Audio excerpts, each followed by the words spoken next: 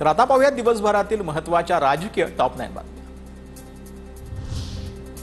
तर अजित पवार आणि जयंत पाटील आज एकाच व्यासपीठावर वाशीमध्ये राज्य शिखर बँकेच्या प्रशिक्षण केंद्रातील सायबर सिक्युरिटी ऑपरेशन सेंटरचं उद्घाटन। पालिका निवडणुका होईपर्यंत जयंत पाटील हेच प्रदेशाध्यक्ष, नंतर नवीन अध्यक्ष निवडणार, तरुणांना संधी देण्याचा पवारांचा विचार। अनिल देशमुखांची प्रतिक्रिया।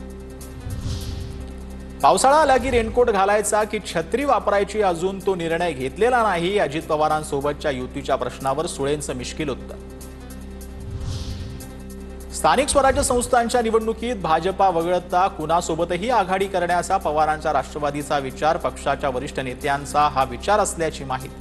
या युतीबाबतचे सर्व अधिकार स्थानिक पातळीच्या नेत्यांवर सोपवले जाणार असल्याची ही सूत्रांची माहिती। रत्नागिरीत राजापूर आणि चिपळूण वगळता इतर तालुक्यातला निधी नाही। रत्नागिरी आणि राजापूर मधल्या कंत्राटदारांसाठी खैरात वाटप, भाजपचे प्रदेश सरचिटणीस विनय नातू यांचा आरोप।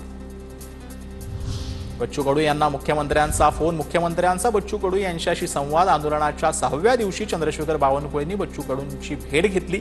शेतकऱ्यांच्या कर्जमाफीवरील आंदोलनात तोडगा निघण्याची शक्यता। कर्जमाफीसाठी तातडीने समिती तयार केली जाईल। कर्जमाफीच्या समितीमध्ये बच्चू कडूंना सहभागी करून घेतलं जाईल। मुख्यमंत्री फडणवीसांचं बच्चू कडूंना फोनवरून आश्वासन।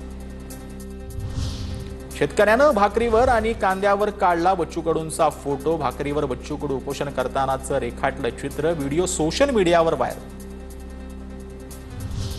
बच्चू कडूंच्या अन्नत्याग आंदोलनाला मनोज जरांगे यांचा पाठिंबा। कडूंच्या आंदोलनाला पाठिंबा म्हणून 15 जूनला चक्काजाम आंदोलन करणार, मनोज जरांगेंची प्रतिक्रिया।